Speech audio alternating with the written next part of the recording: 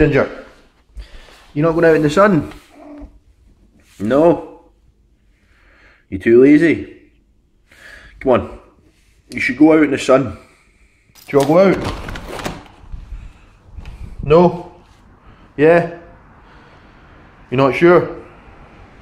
Number one best tasting monster there definitely is, guys, is most definitely the Monster Chaos, the orange one. It isn't sugar free. It has, if that can focus, is it going to focus?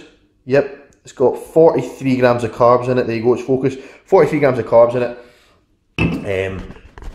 Definitely is worth it. It tastes almost like a Fanta orange, but it's a kind of a bit of a stronger taste, but it's definitely worth it. 40 grams of carbs out of about 550 grams of carbs of my daily allowance, so it's nothing, and it's definitely worth it, and most definitely is the best tasting energy drink on the market just now.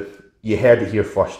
One thing I always do that I recommend doing pre-workout is I always place out my stuff, as it really allows me to start getting into the visualization process and visualizing what I'm going to be doing in the gym, and it's something that I would definitely recommend.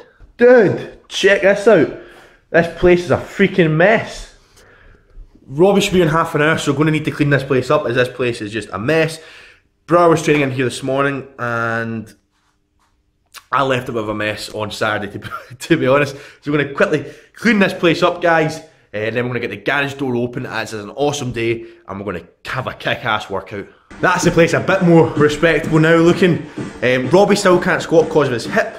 His hip is still bothering him a lot, so he still cannot squat, but he will be here for the bench press, and he'll also be for all the accessory work, and he'll be up soon as well, just to help with filming. So I'm going to get started with some of my warm-ups, and then start progressively warming up in the bar. So in this new cycle, since my competition, this was the heaviest I have squatted, 218.5 kilos or 480 pounds for 2 sets of 4 before my load drop sets, and the bar was moving very well actually. It was feeling very good. I was pretty beat up going into this workout.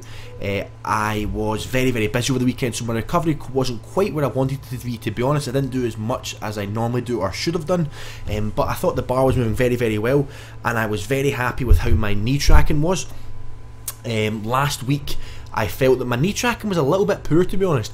I feel that it was a lot more excessive than it needed to be, and it was worse than it normally was, and I feel that that was just due to having a slight lack of mobility, to be honest, which I have been working on and re-improved. So the bar was moving very well, and I was very pleased with it.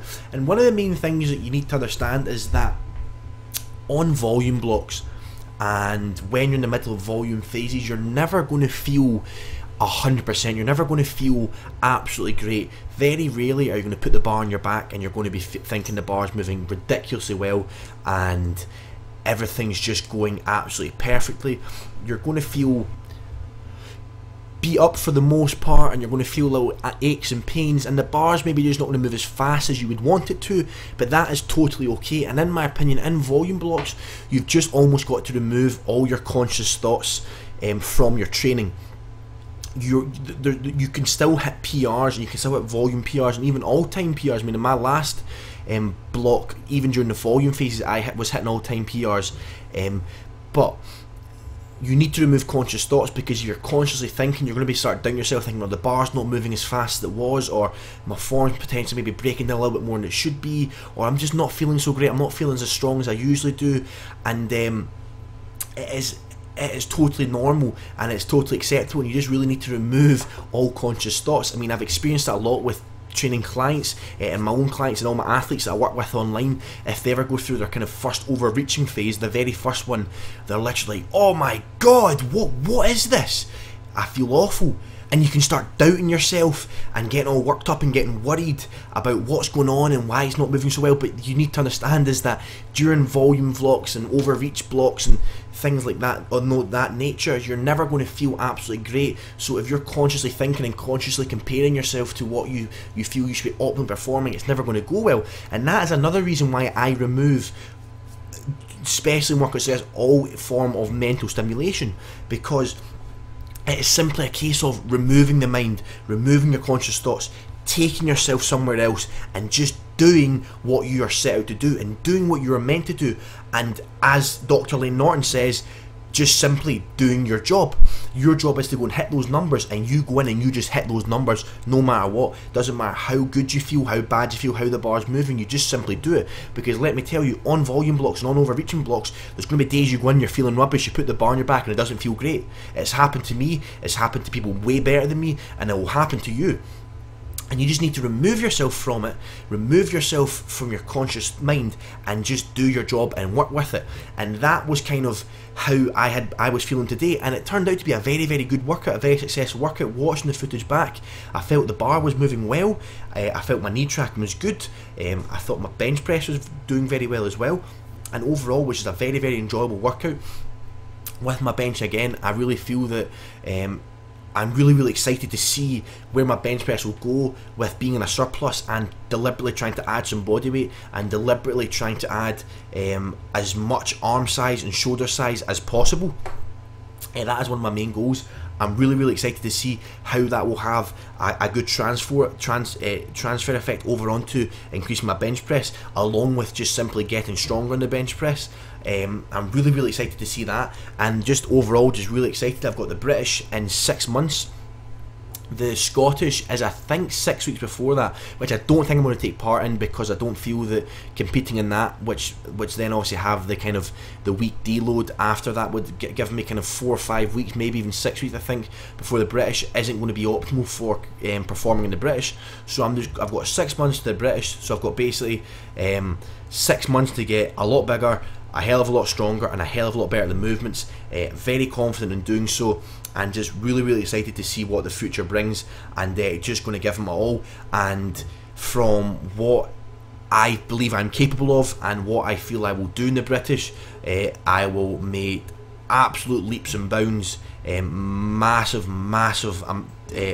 poundage to my total, and overall just very, very excited, and just really, really excited to take all of you along with me. And again here, a bit of a different angle, not a great angle in my opinion, don't really like the angle that much, but again just kind of because I've got this gorilla pod, just trying out all these different angles and seeing what I like as I have the ability to do so.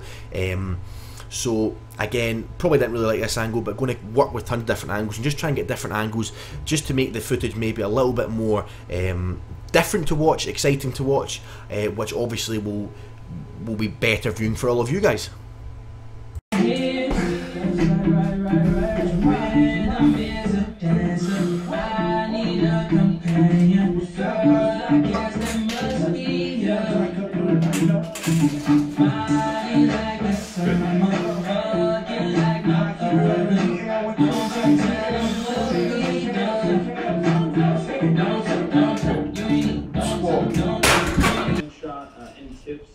I mean, the bench, you're obviously using smaller muscles. It's going to take a little longer to progress over time.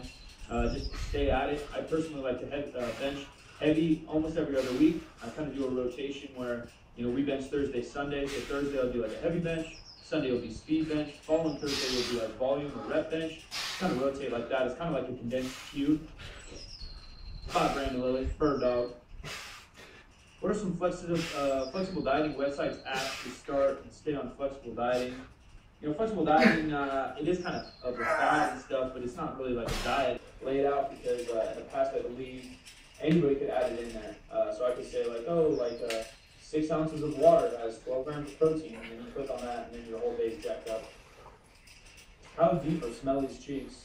Smelly's got a big old bodybuilder butt, man. Deep cheeks. If you guys don't know about deep cheeks, go listen to, I believe it's the very first John Anderson Powercast.